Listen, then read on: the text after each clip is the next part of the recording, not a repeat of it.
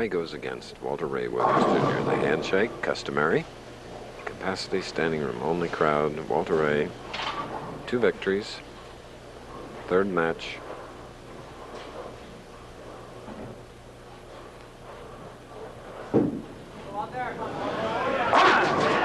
His 15th strike of the afternoon. He loved it. He loved it. So you see that broad smile. Whew. Been a while, Chris, since the confident smile. Remember when we first saw him come over, we used to call him the showboat gambler with that kind of wily look, and that's the first time we've seen it in a couple of years. That means going on to win this, we'll see in about 45 minutes. Now, Marc Mcdowell.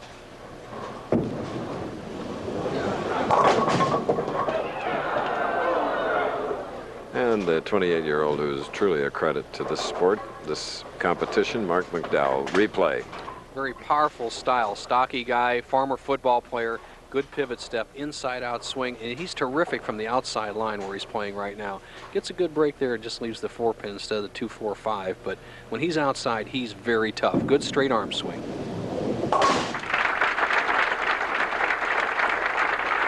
Where did you first see Marc bowl, Nelson? Chris, about mid-1980s, I was doing some exhibitions. I met him in Madison, Wisconsin. He was one of the amateurs that volunteered to bowl me in the match game or exhibition, and he bowled extremely well. I sat down and talked to him later, arranged for him to get a sponsor, and he's taken the ball from there and has really been a credit to the game, and his career is really moving along. 3rd telecast this year, 4th at Quaker State, 4th at AC Delco.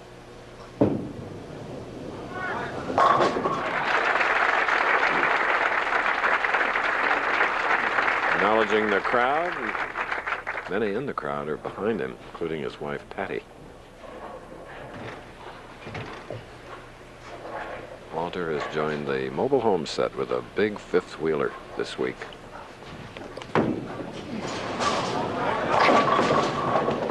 Whoa, well, yeah, I guess, Walter.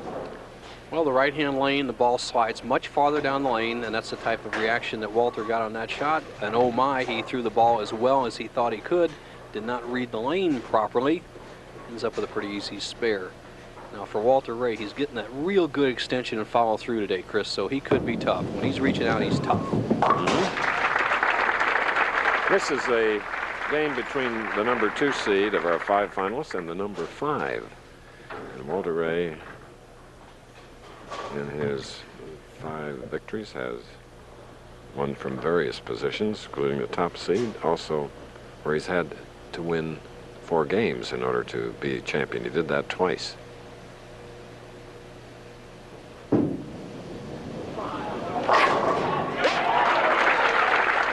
He's more enthusiastic today than we've seen him in a long time.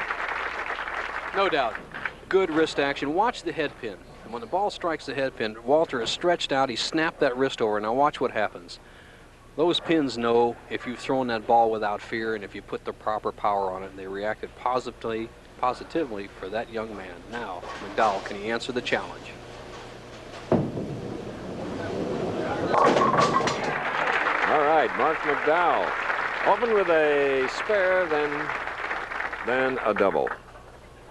Marc Mcdowell, who was bumped off the Firestone list 2 weeks ago, now has a special incentive.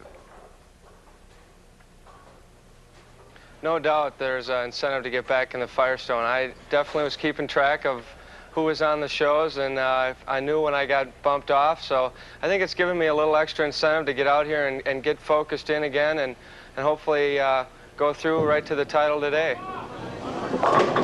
Well, he's got 3 in a row, and he's staying close, making it a 20-pin lead now with Walter Ray. We'll be back. That's right, live doubleheader coverage, regional, here on ABC Sports tomorrow.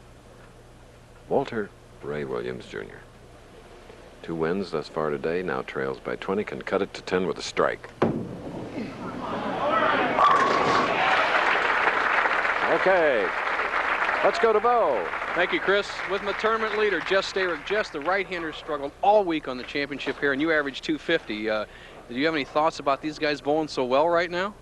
Well, I just think it's the idea of the show and the lights and the cameras and everything, and they're just the best of them's coming out right now. And How about predicting me a winner then? I'm going to win. Okay, Chris, there's an attitude for you. Back to you. Well, he's got two crankers, two wound-up guys, one of whom will meet him. They are right-handers, and Walter Ray Williams now with 3 in a row has made the match all even. So each professional with 3 strikes. Semifinal game, here's Marc Mcdowell. He's 5'8", 160 pounds. Had the best match play record, 18-5-1 out of 24.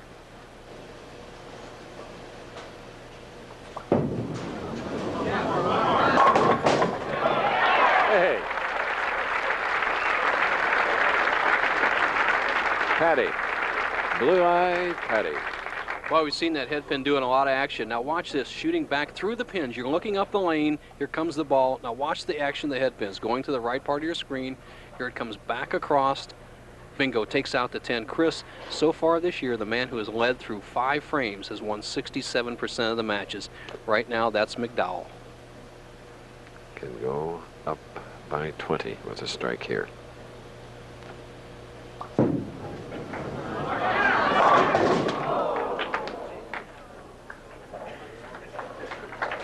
And still smile.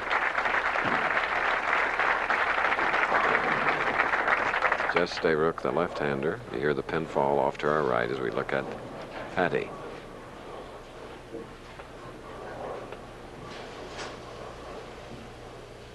Marc needs a win today to qualify for the Firestone, knocked out by John Mazza 2 weeks ago.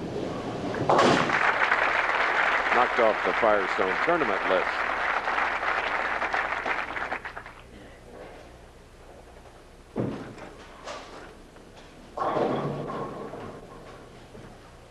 Now, 3 in a row. Can take the lead by 1.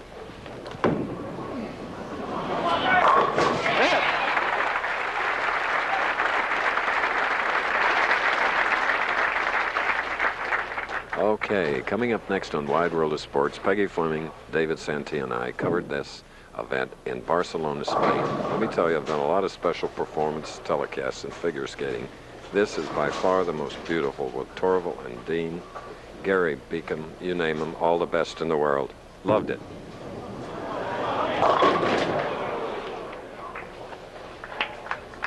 Three, 6, 10.